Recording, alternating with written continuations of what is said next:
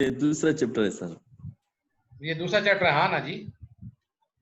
Sir अगर दरमियान में ब्रेक हो तो बहुत मजा आएगा। बेटा तुम्हारी तो ब्रेक हो जाएगी, मैंने वापस पिशावर भी आना मजे है, लेने के लिए आया हुआ है। ठीक है ना। तो सही मैं है अब सर। तुम्हारी ब्रेकों के लिए मैं इधर बैठा रहूंगा 1 बजे करके, तो 1 बजे के बाद हम ब्रेक ले लेंगे। थोड़ा चक्कर लगाए, कॉलेज में पानी पिए सर। मैंने पानी इधर ही मंगवा लिया, फिक्र ना करो, 1 गिलास पी चुका हूँ, दूसरा मतलब दूसरा भी मंगवा लिया। अब ऐसे है बेटा कि रिकॉर्डिंग भी शुरू है।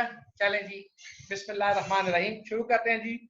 स्टील सर आज एंड सिर्फ ये वाला चैप्टर, जी, आज सिर्फ ये वाला चैप्टर पढ़ेंगे। स्टील एंड रॉट अलाइज जी। सॉरी मैं नहीं आपकी बात समझ सका, आप क्या कहना चाह रहे हैं? ये तो छोटा सा चैप्टर है।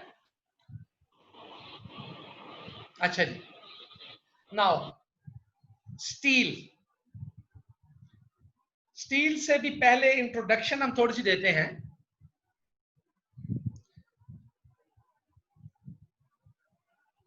Have any person an idea about shaping of metals? जी, और सिंपल कर देता हूं, any person have an idea of shaping metals. Yes sir. Sir दो तरीकों से कर सके, या तो फोर्सफुली सर अगर हम उसको कर दे, अगर कोल्ड उससे करें, और अगर थोड़ा गर्म कर दे फिर उसको मोल्ड कर सकते हैं। शेपिंग ऑफ मेटल्स 3 तरीके होते हैं भाईजान। अच्छा जी, आप लोगों को शायद बात ये फिर आ गया है। ओल्ड वर्ड एमलगेशन से भी अमलगमेशन जी, बिल्कुल। अभी देखो फिर दोबारा डबल तो नहीं आया हुआ कोई, ये आ गया, देखा ना। सर आए थे, पता नहीं किसके नाम से। सर ये अख्तर के अकाउंट से है, अख्तर अकाउंट है जी। अभी देख लेते हैं जी अख्तर साहब को, और ये नाम उसका सर मतलब पहले सर पहले पूछ ले सर, देखिए अख्तर यही ऊपर आ रहा है। हाँ तो वही ना, ये वाला अख्तर। अब ये अख्तर केटीके जो है, ये कौन सा है केटीके है? एक में ए के है, एक में ए लिखा हुआ, ये कौन सा वाला है? जिसमें ए येलो वाला जो है सर एक मैं येलो वाला चेक करता हूँ, आपका भी बताता हूँ। जी सर, जिसमें ए और के दोनों लिखा हुआ है जी। और लो जी, अल्लाह हाफिज। सर। आपने गलत क्वेरीज कर दी है आपने येलो तो कहा ना मुझे। सर, जिसमें ए और सही किया है सर। ठीक कर दिए, ठीक किया। अच्छा सही है।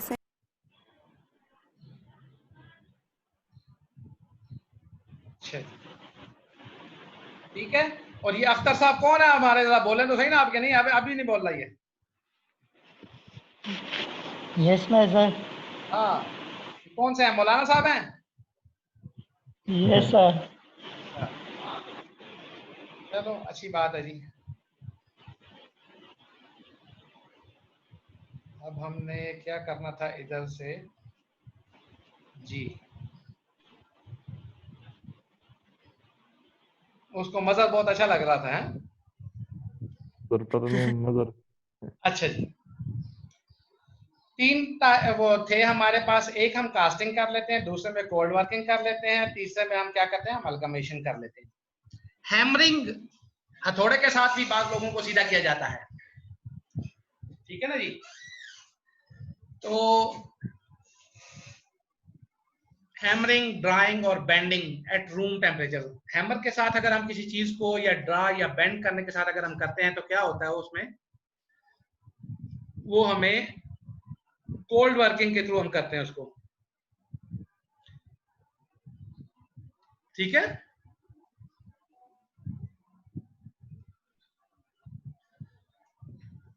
और वो रूम टेम्परेचर पे होता है। अभी एक ने बच्चे ने किसी ने मुझसे पूछा था कि जी ब्रेजिंग और वो क्या था सोल्डरिंग में क्या फर्क है ना, मतलब दोनों हम एक को मतलब वो जो है एक बगैर टेम्परेचर के करते हैं, दोनों का टेम्परेचर पे होता है। सोल्डरिंग लेस टेम्परेचर पे होगी और ब्रेजिंग जो होगी हमारी वो हाई टेम्परेचर पे होगी, हमेशा सेम रखिए, ठीक है।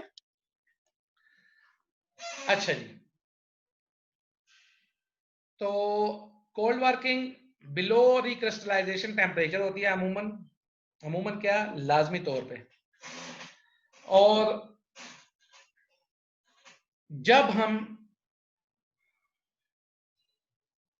इन तीनों चीजों के थ्रू कोई स्ट्रक्चर लेते हैं, तो हमने पहले पढ़ा था कि उसके अंदर जो स्ट्रक्चर बनती है वो कौन सी बन जाती है जी,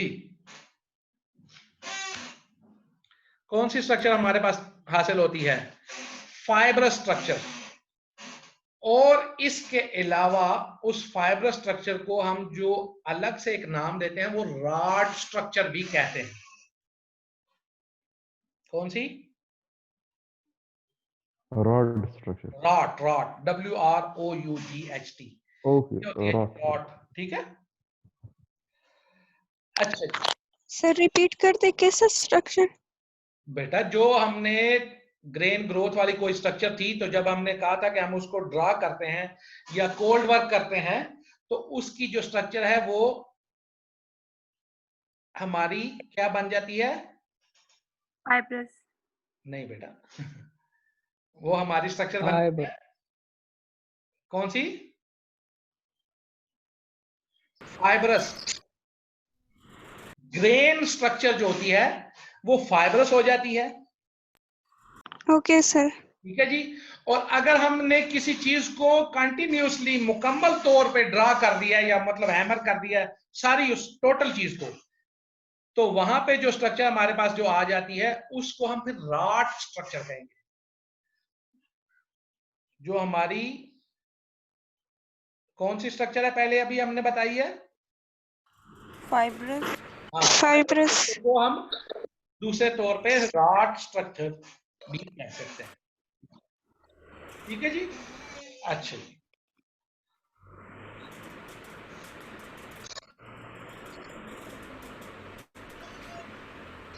कौन ब्रॉडकास्टर फिर आ गया हमारे पास, इंशा माइक बंद कर इंशा। इंशा हाँ ना, अच्छा जी। ना जी, रॉड स्ट्रक्चर के ऊपर क्या होता है, ये जितनी भी रॉड स्ट्रक्चर हमारी होती हैं ये सारी की सारी बनती है हमारे पास वर्क हार्डनिंग के थ्रू, ठीक है ना। कोल्ड वर्किंग जिसको कहते हैं, वर्क हार्डनिंग हो जाती है जब हम उनको ड्रा करते हैं, ग्रेन स्ट्रक्चर कन्वर्ट हो जाती है किस स्ट्रक्चर में, फाइबर में, कौन सी स्ट्रक्चर में, फाइब्रस स्ट्रक्चर, फाइबर स्ट्रक्चर में। तो फाइबर स्ट्रक्चर जब हो जाती है तो इसका मतलब ये हुआ कि वहां पे वर्क हार्डनिंग हो गई, ठीक है, वो हार्ड भी हो गई वो स्ट्रक्चर हमारे पास। तो हमारे पास अब इसके अंदर जो एग्जाम्पल होंगी कि हम अब आखिर इस चीज को क्यों पढ़ने जा रहे हैं, ये रॉड स्ट्रक्चर ये वो, तो डेंटिस्ट्री सारी की सारी ज्यादातर हमारी रॉड स्ट्रक्चर से ही बनी है ना। हमारे जितने इंस्ट्रूमेंट्स हैं, प्लायर हो गए, कटर हो गए, ये सारे के सारे ये रॉड स्ट्रक्चर से ही है ना। कुछ कास्टिंग से बने होंगे, ज्यादातर हमारे रॉड स्ट्रक्चर से बने हुए हैं। बर हैं, बर क्या किसको कहते हैं, जो हम मुंह में वो आप फिलिंग वगैरह कराने के लिए जब जाते हैं तो मशीन के ऊपर एक छोटा सा एक जिसको कहते हैं ड्रिल मशीन जो होती है, उसके ऊपर छोटी सी चीज लगी होती है जो उस दांत में हम होल करने के लिए उसको साफ करने के लिए यूज करते हैं, उसको हम बर कहते हैं। वायर्स डेंटिस्ट्री में यूज होती हैं, जबड़े टूट जाने से लेके दांतों में बनाने तक के लिए हम वायर्स यूज करते हैं। और ओकेजनली हम डेंचर बेसिस को भी यूज करते हैं, वो भी रॉड स्ट्रक्चर होती है। डेंचर बेस कैसे, हमने बताया था कि वो हम ब्लो के साथ करते हैं या स्वैगिंग के साथ करते हैं, ठीक है ना जी। डेंचर बेस पूरी की पूरी बेस मेटल की बन जाती है, और वो जो बेस बनती है लाजमी बात है प्रेशर की वजह से बनती है, और वो जो प्रेशर होता है उससे फिर वही फाइबर स्ट्रक्चर बनती है, फाइबर स्ट्रक्चर से रॉड स्ट्रक्चर हो जाती है और उसमें हार्डनिंग आ जाती है। Now steel and stainless steel, these are two most widely used rod alloys alloys used in dentistry. ठीक है जी। नाउ स्टील क्या होती है? तो ज़हन में है स्टील किसको कहते हैं? ये सर आयरन और कॉपर को मिक्स करके सर स्टील बनाई जाती है। सर ये कार्बन और आयरन का मिक्सचर। कॉपर कब मिलाते हैं जनाब आयरन के साथ? ना एल्युमिनियम सर एल्युमिनियम। एल्युमिनियम भी नहीं मिलती मेरे भाई, आप ज्यादा ही जज्बात में आ गए। सर ये सामने स्लाइड को देखकर बताती सर। कोई नहीं, तो स्लाइड में भी तो एल्युमिनियम नहीं लिखा हुआ, स्लाइड पर तो कार्बन लिखा हुआ। सर पहले उसने बताया सर। सर ये अब्दुल्ला स्लाइड को देख से ही नहीं रहा। सर ये उम्र इसलिए ये पता चला। जी सर ये अब्दुल्ला आपने स्लाइड को देखा देख ही नहीं होगा रहा कि सर, इसे ये बात पता करना चला। अच्छा नहीं बता सकता। अच्छा जी, स्टील आम जुबान में ये जो लोहा होता है ना, इसको स्टील कहते हैं। इंग्लिश में लोहे को स्टील कहते हैं। लोहे के लिए कोई खास लफ्ज फेरक या फेरम नहीं कहते उसको, ठीक है? Yes sir. आयरन और कार्बन का अलाय जिसमें 2% से लेस क्या हो, कार्बन हो, तो उसको हम क्या कहते हैं?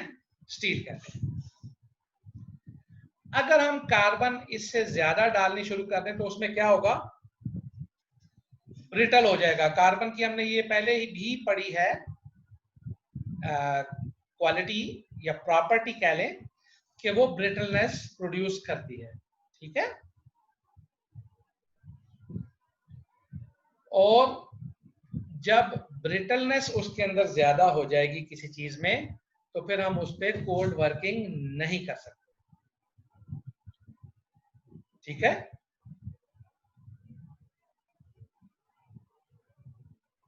जी, कार्बन के फिर आगे स्ट्रक्चर्स हैं बहुत सी। सॉलिड स्टेट में अगर आप ज़हन में रखें तो कार्बन के मेरे ख्याल से 4 स्टेजेस है ना, 4 के नहीं, उनको क्या कहते हैं?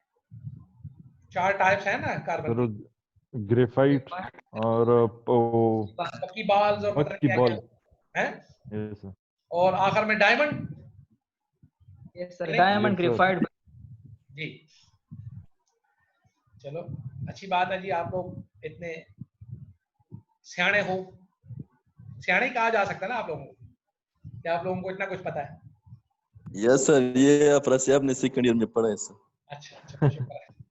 अच्छा जी, फॉर्म्स ऑफ स्टील। अब स्टील जो है ना, इसकी कुछ फॉर्म्स हम पढ़ लेते हैं कि क्या है। 723 डिग्री सेंटीग्रेड स्टील जो है उसका एक इंटरस्टिशियल सॉलिड सॉल्यूशन बनता है। ये अब इंटरस्टिशियल सॉलिड सॉल्यूशन, ये सारी चीजें आप पढ़ चुके हैं, ठीक है जी? तो face centred cubic iron matrix जो है वो बन जाती है, जिसको हम ऑस्टिनाइट कहते हैं। क्या कहते हैं जी? ऑस्टिनाइट। अभी आप ये पढ़ेंगे, बहुत ही अजीबोगरीब चीजें। और ये अनस्टेबल होती है बिलो 723 डिग्री सेंटीग्रेड। ऑस्टिनाइट फॉर्म जो 723 डिग्री सेंटीग्रेड से नीचे ऑटोमेटिकली ये ब्रेक डाउन कर जाती है, और इसके 2 फेजेस बनते हैं, 2 फेजेस इसके बनते हैं। एक जो है डाइल्यूट सॉलिड सॉल्यूशन होगा, जिसमें कार्बन में आयरन में जो कार्बन होगी वो 0.02% होती है, ठीक है? इसको हम क्या कहते हैं? फेराइड कहते हैं। ऑस्टेनाइट से फेराइड बन गया, ठीक है जी?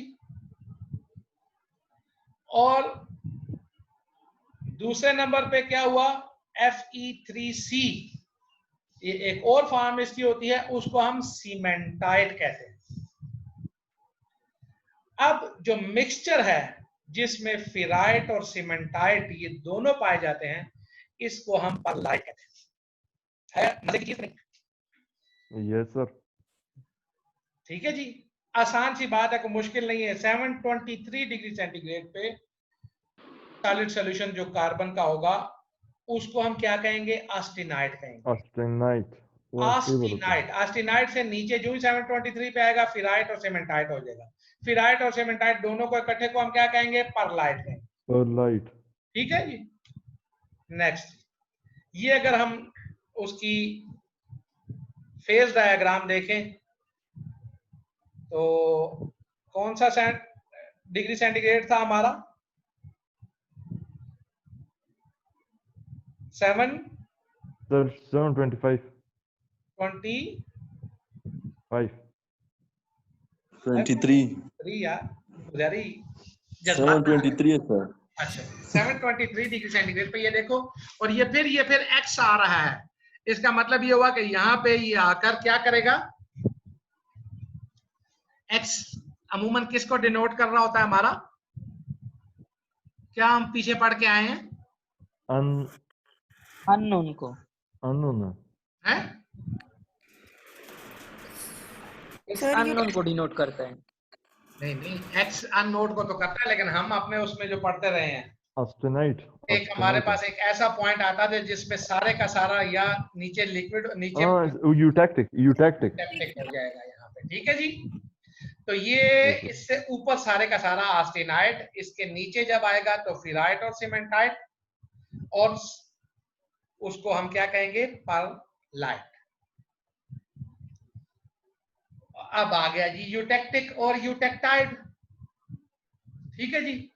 तो हमने पहले बात कर चुके हैं कि कुछ इसके जो फीचर्स हैं वो यूटेक्टिक अलाय के तौर पे आते हैं। क्रिटिकल टेम्परेचर जो टीसी है हमारा, ये यूटेक्टिक टेम्परेचर के ऊपर चला जाएगा, वही पॉइंट एक्स। फेस सेपरेशन होगी, वही म्यूचुअली इनसॉल्युबल मेटल्स, वही पुराना सारा सिस्टम है जो हमने इतना डिटेल में पढ़ा हुआ है। तो अब आपको बहुत आसानी होगी इस चीज को समझने की। ठीक है जी। तो इसके अंदर अगर 0.8% कार्बन अगर हो पॉइंट एक्स पे, तो वो क्या होगा? हम यूटेक्टिक उसको नहीं कहेंगे, हम उसको यूटेक्टाइड अलाय कहेंगे। इस एरिया को ये जो होगा 0.8% पे, ये अगर आप कार्बन का इसमें अगर देखें हम कंपोजिशन, इसका कंपोजिशन देखो, ये 1% है ना कार्बन, तो ये इससे जरा सा एक्स थोड़ा सा नीचे है तो ये 0.8 आ गया। तो अब ये यूटेक्टिक यहाँ पे नहीं, ये यूटेक्टाइड कहलाएगा। ठीक है। हाँ जी, सो जाते हो यार आप लोग सारे? सर बिल्कुल समझ नहीं आ रही कि क्या बोल रहे हैं आप। बहुत अच्छे भी, ये सारी चीजें आप पहले पढ़ चुकी हैं। फेज डायग्राम मैं खत्म कर चुका हूँ, यूटेक्टिक आप बता चुके हैं। तो अभी भी आपको समझ नहीं आ रही इसमें, तो मुझे नहीं समझ आ रही इसमें। ना समझ आने वाली कोई चीज ही नहीं रह गई है जी। सर तो आप जरा स्लाइड तो वो वाली पीछे वाली करें ना, कहाँ गया फेज डायग्राम? कौन सी स्लाइड? ये वाली जी। हाँ सर ये वाली। इसमें क्या है? इसमें तो वही मैंने आपको बता दें कि ये कार्बन है, ये 1% है, ये 0% है। ये जो है एक्स पॉइंट जो है ये से इस तरफ है, तो ये 0.8% तकरीबन आ जाती है। तो जहां पे ये आती है तो ये एक पॉइंट बनता है, तो इसको हम क्या कहते हैं? वही वो लिक्विडस सॉलिडस लाइंस हैं इसकी।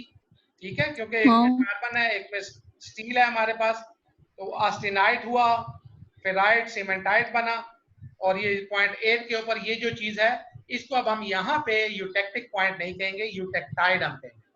इसमें तो और कोई चीज ऐसी थी नहीं। क्लियर है? ठीक है सर, मैं बस वही पूछ रही थी। सही, ठीक है। अब हाइपर यूटेक्टाइड और हाइपो यूटेक्टाइड की बात होगी। हाइपर का क्या मतलब होता है? ज्यादा। हाइपो का मतलब कम, जिसमें 0.8% से ज्यादा की तरफ हमारे पास जाएगा, क्योंकि यूटेक्टेड तो हमारे पास आ गया ना, यूटेक्टाइड 0.8% कार्बन है। तो अगर वो हमारे पास 0.8% से ज्यादा 1%, 2% इस तरफ जाता है, तो ये हाइपो, अगर ये पॉइंट यहाँ पे आए तो ये जो अलाय होगा या जो वो हाइपर यूटेक्टाइड होगा, और जो इससे लो कंटेंट होगा उसको हम हाइपो यूटेक्टाइड अलाय कहेंगे। ठीक है जी, समझ आ गई? सर ये जरा रिपीट कर दे सर, ये जरा मुश्किल हो गया। बेटा हाइपर और हाइपो का क्या मतलब है? हाइपर जब ज्यादा हो जाता है, हाइपो जब कम हो जाता है। कम और ज्यादा सर। हाँ, तो हमने यूटेक्टाइड पॉइंट हमें आ गया है कि 0.8% के ऊपर जो है अगर कार्बन होगी किसी चीज में तो ये हमारा यूटेक्टाइड पॉइंट होगा, ठीक है ना। Yes sir. तो अब हाइपर यूटेक्टाइड पॉइंट कौन सा होगा? जिसमें ज्यादा होगा। जिसमें 0.8% से ज्यादा ज्यादा होगा, होगा। ठीक है ना जी। और हाइपो यस सर। यूटेक्टाइड क्या होगा? जिसमें 0.8 से कम होगा। हाँ, अब हमारे पास अगर हम इस तस्वीर को देखें तो हमारे पास हमने कहा था ये अगर इस डायग्राम को हम देखते हैं तो हमने ये कहा है कि हमारे 723 डिग्री सेंटीग्रेड के ऊपर फिराइट और सीमेंटाइट होते हैं ना, यस ठीक है सर। ना। Yes sir. तो फिराइट जो है हमारे पास इस 723 डिग्री सेंटीग्रेड के ऊपर अगर हम देखें तो एक साइड पे हमारे पास फिराइट होगा, दूसरी साइड पे हमारे पास सीमेंटाइट होगा। समझ आ रही है? Yes yes sir. सर। तो हाइपर यूटेक्टाइड जो होगा उसमें सीमेंटाइट हमारे पास ज्यादा होगा और हाइपो यूटेक्टाइड में हमारे पास फिराइट ज्यादा होगा। फिराइट। ठीक है, क्लियर हो गई बात? Yes sir. शुक्र है जी। अब फिर सीमेंटाइट के ऊपर बात करते हैं। फिराइट और सीमेंटाइट में क्या फर्क होगा? फिराइट में हमारे पास कार्बन कंटेंट कम होगा। जब कार्बन कंटेंट कम होगा तो वो सॉफ्ट होगा, ठीक है ना। यही हमने कहा ना, कार्बन जितनी ज्यादा होगी उतनी ज्यादा चीज ब्रिटल होती जाएगी ना। Yes sir. जी सर। तो फिराइट जो होगा वो हमारे पास सॉफ्ट होगा, जो सॉफ्ट चीज होगी वो डक्टाइल भी होगी। इसी तरह सीमेंटाइट जो है हमारा उस तरफ है, यूटेक्टाइड पॉइंट के हाइपर में है, मीन कार्बन कंटेंट ज्यादा है, हार्ड होगा, हार्ड होगी। मटेरियल जो है वो ब्रिटल होगा, उसमें डक्टिलिटी यस नहीं सर। होगी, ठीक है। Yes sir. अब हमने चीजें बनानी है, तो सीमेंटाइट से हम वो चीज बनाएंगे जो सख्त हो, हार्ड हो और ब्रिटल हो। और सख्त और हार्ड और ब्रिटल कौन सी चीज होती है? जिससे हम काट सके किसी चीज को। तो जितने हमारे कटिंग इंस्ट्रूमेंट्स होंगे वो जो होंगे बर वगैरह होंगे वो सारे हमारे सीमेंटाइट से बनेंगे,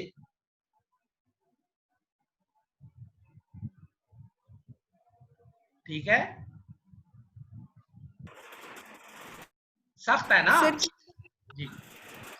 सर क्या बनेंगे? कटिंग इंस्ट्रूमेंट, जिस चीज को के साथ हम किसी चीज को काटना चाहेंगे तो वो हमारे सख्त मटेरियल से चाहिए हमें, और वो सख्त मटेरियल हमारे पास कौन सा है? सीमेंटाइट। समझ आ गई? Yes sir. और जो नॉन कटिंग जितने भी होंगे इंस्ट्रूमेंट्स हमारे पास जिनके साथ हमने कटिंग नहीं करनी है वो हमारे कौन से होंगे? वो वो हमारे फेराइट के लाइट होंगे। के साथ बनेंगे। जैसे हमारी फोर्सेप, फोर्सेप अब क्या है? फोर्सेप वो है जिससे हम दांत निकालते हैं। वो इंस्ट्रूमेंट्स हो पकड़ने गए, के लिए। ठीक है ना। ये हमारी एलिवेटर्स हो गए, कोई भी चीज हम जो बना रहे हैं, ये ट्वीजर्स हो गई हमारी, जिसको हम कहेंगे हमारी फोर्सेप्स के अलावा वो क्या कहते हैं, नीडल होल्डर हो गए, ठीक है ना। ये सारे के सारे हमारे नॉन कटिंग इंस्ट्रूमेंट जो होंगे ये हमारे फेराइट के साथ होंगे। अब जी हीट हार्डनिंग भी एक सब्जेक्ट है। हम पहले बात कर चुके हैं कि हमने अगर किसी चीज को हार्ड करना होता है तो हम क्या करते हैं? उसको हीट देते हैं और फिर उसको क्या करते हैं? फौरी तौर पे ठंडा कर देते हैं, तो वो क्या हो जाता है? क्वेंचिंग हो जाती है ना। तो वहां पे जी वो सख्त हो जाता है। सख्त हो जाता सख्त है। हो जाती है। तो स्टील को भी हम उसी तरह से ज्यादा कर सकते हैं हार्ड। उसी तरीके से हमने उसको हीट करना है, लेकिन क्रिटिकल जो था टेम्परेचर उससे नीचे, सॉलिडस से नीचे। ये नहीं कि वो सॉलिड ना हो जाए ना, ठीक है ना। Yes sir. और क्रिटिकल उस पर भी नहीं जाना कि उसके वो सारे चेंज हो जाए सारी स्ट्रक्चर। तो उसमें वो क्या हो जाएगा, वो ऑस्टेनेटिक सॉलिड सॉल्यूशन बन जाता है, वही 723 पे पहुंच जाता है ना, ऑस्टेनाइट बन जाता है हमारा। तो वो जो ऑस्टेनाइट होगा उसको जब हम क्वेंच करेंगे, ठीक है ना जी, तो वो किसी और ट्रांजिशन में नहीं जाएगा, वो फौरी तौर पे वो ट्रांजिशन जो है वो ऑस्टेनाइट फॉर्म में ही रह जाएगा। ठीक है सर ये क्यों सर ऑस्टेनाइट पे क्यों रहता है सर? तो इसलिए कि ऑस्टेनाइटिक फॉर्म में है ना, वो तो ठंडा होगा तो नीचे आके उसकी दो फॉर्म बनेगी ना, फेराइट और सीमेंटाइट वो बनने ही नहीं दिया हमने, फौरन ठंडा कर दिया, वहीं पे उसको जमा दिया। ठीक है जी। अब ये जो स्ट्रक्चर बनेगी ना, ये जो गर्म करके हमने फौरन वो किया है, तो ये ऑस्टेनेटिक फॉर्म तो है, लेकिन इसको हम मार्टेनसाइट कहते हैं। माशाल्लाह माशाल्लाह। सर क्यों क्या हुआ? अब ये क्या हो गया सर आपको?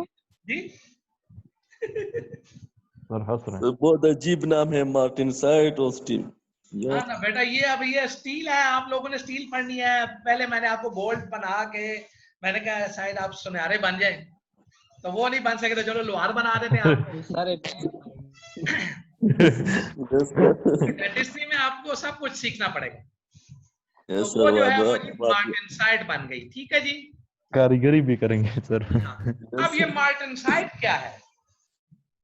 मार्टेनसाइट जो है ये डिस्टार्टेड बॉडी सेंटर्ड क्यूबिक लैटिस है। लो जी, आउट ऑफ टाइम जा रहे हैं, 10 मिनट रह गए हैं हमारे पास, देखते हैं क्या होता है जी।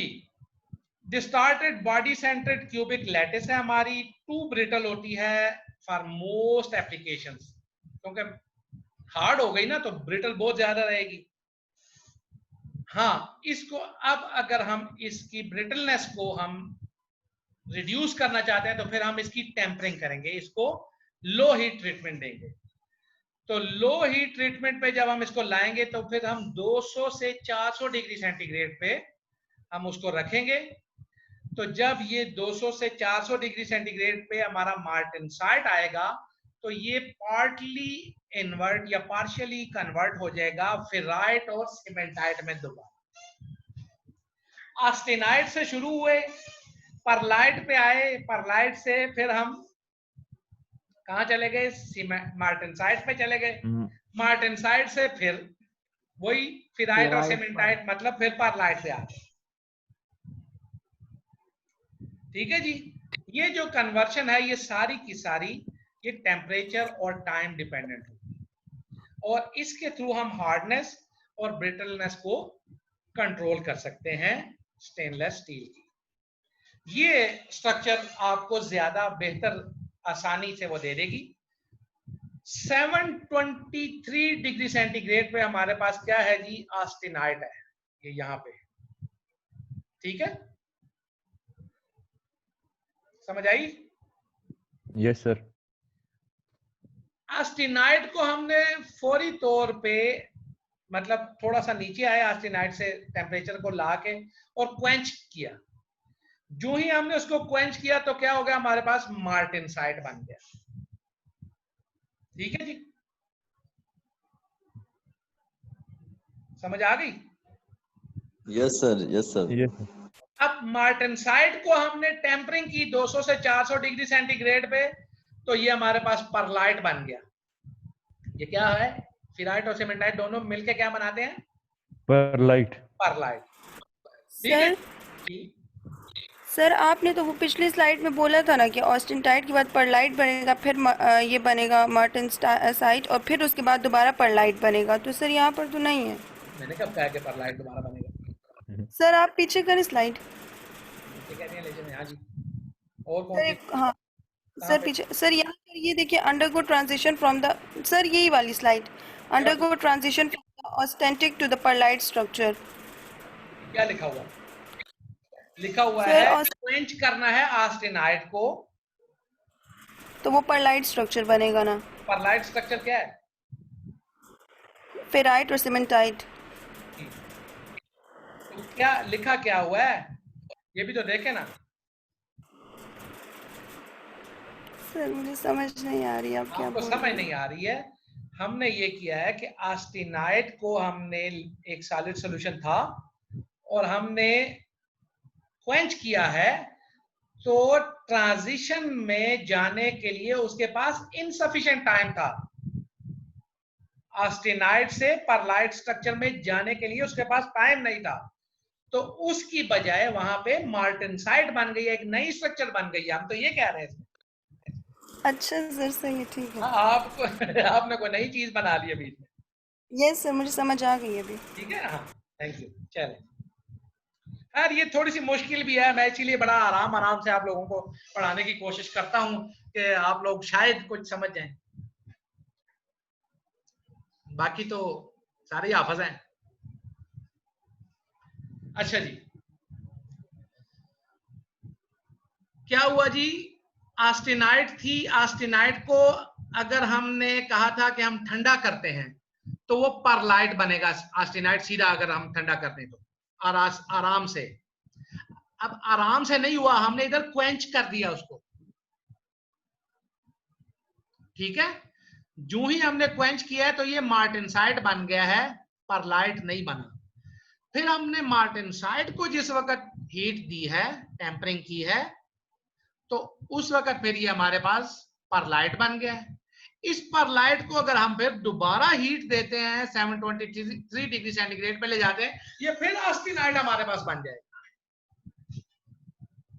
क्लियर हो गई जी बात? सर ये मार्टेनसाइट कहाँ गायब हो गया सर? मार्टेनसाइट गायब कोई नहीं हुआ, ये एक से दूसरे में ट्रांजिशन कर रहे हैं। सर तो डायग्राम में शो नहीं है अभी तो। है क्यों नहीं है? ये क्या है? मार्टेनसाइट है सर इसके बाद दूसरी क्लास होगी सर? हाँ ना, एक क्लास और भी है, God. उसके बाद शायद एक और क्लास हो। सर सर हाँ? सर सर बस इतना काफी है सर। सर अच्छा, नेक्स्ट लिंक तो सर नेक्स्ट लिंक तो उस पे है हाँ, इसके 12:20 बाद पे। तो ये जी 20 मिनट्स ब्रेक है सर।